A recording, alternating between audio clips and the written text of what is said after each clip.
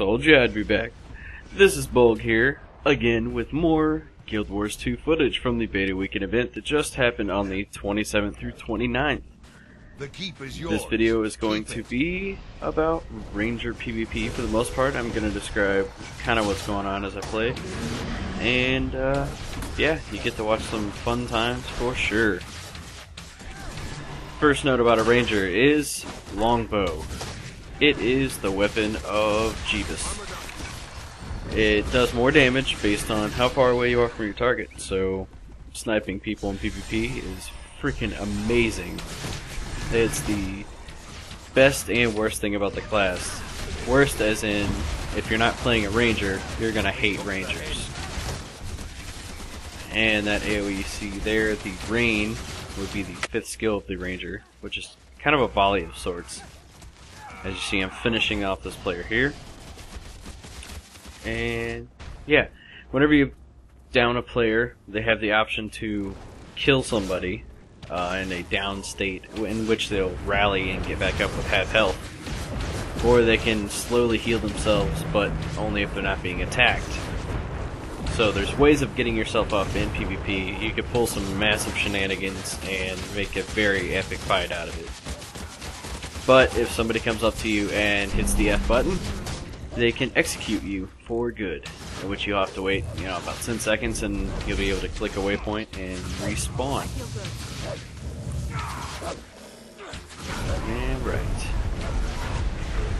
As for the other skills, the second skill you'll see used a lot is the rapid fire kind of skill. Fires just a bunch of arrows, whatever you're targeting. If you're not targeting anything in any direction you're facing, I guess.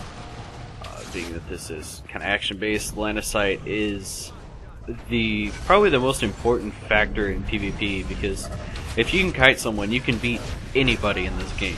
Period. If you know your terrain and how to, stop getting hit, you're good. Every class has a heal, which is number 6.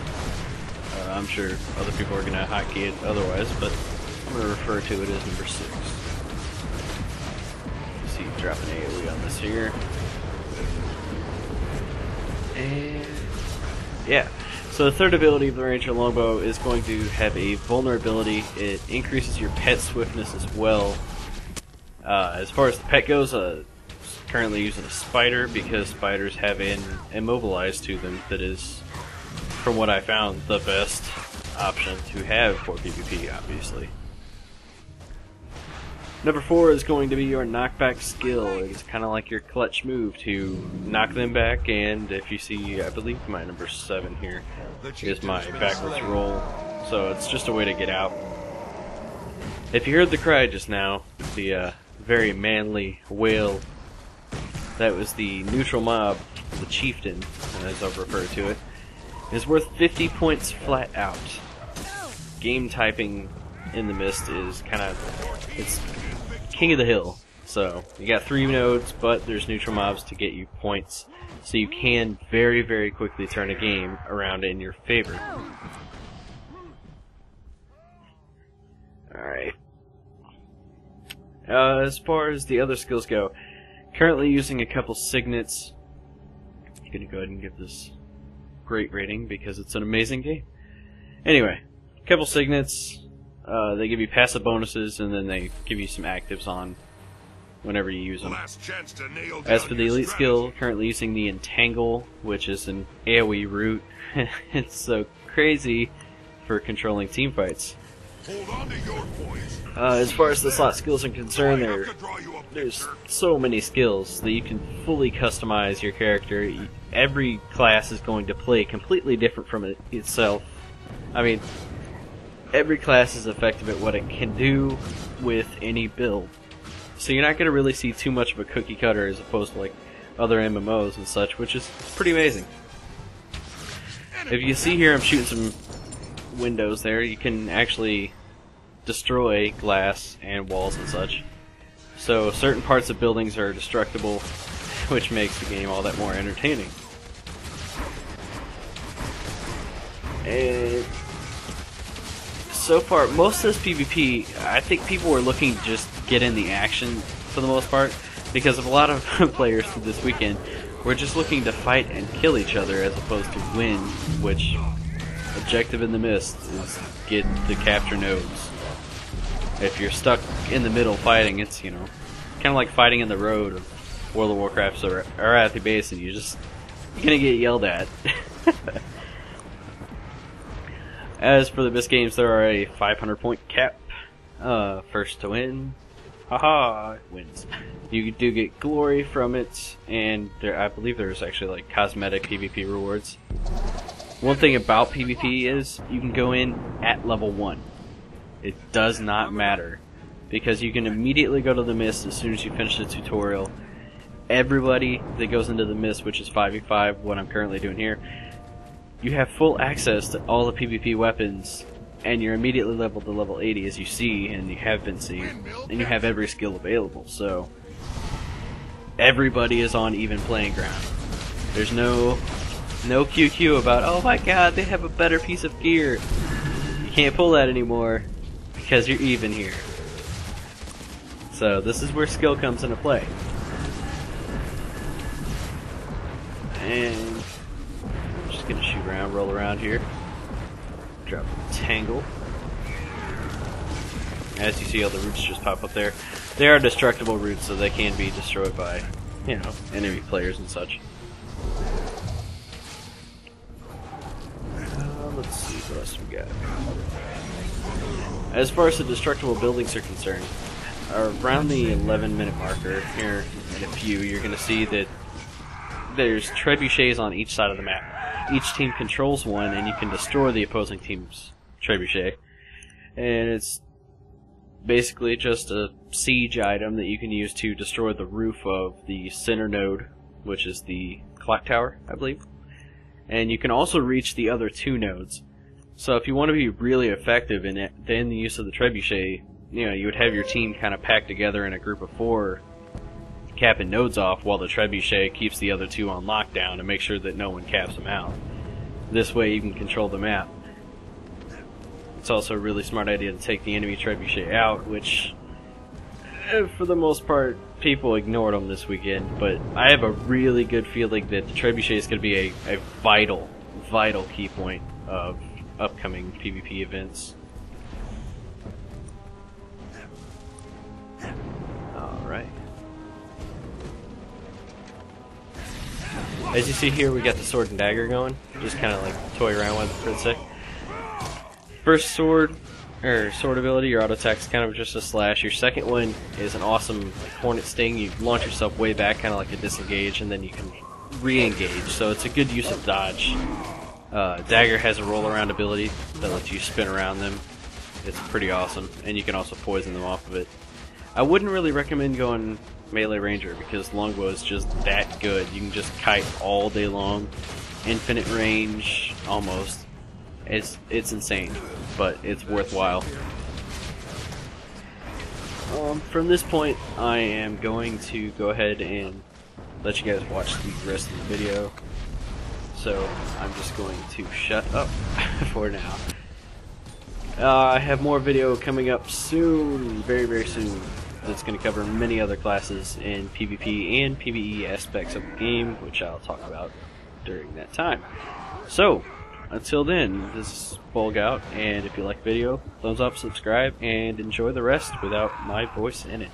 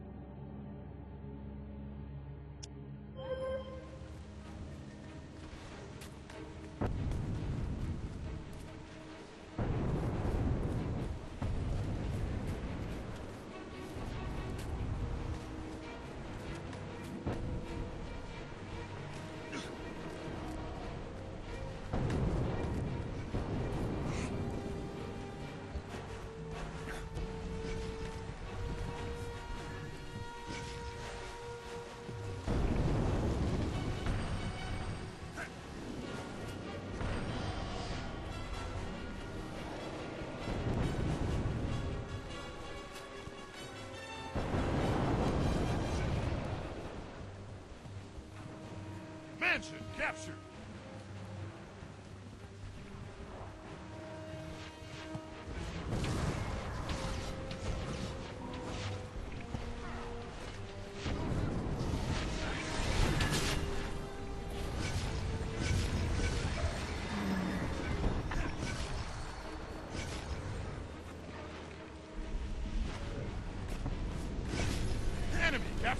clock tower.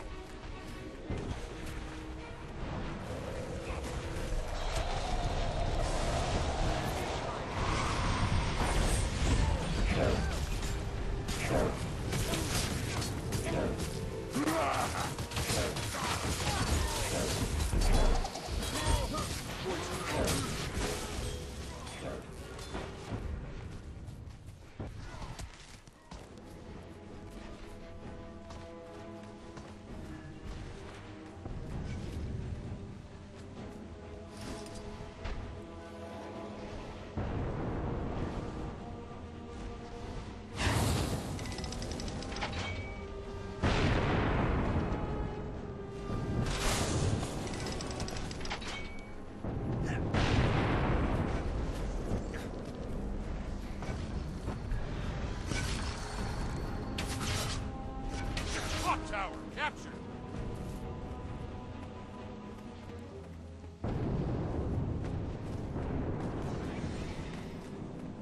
Enemy captured the windmill.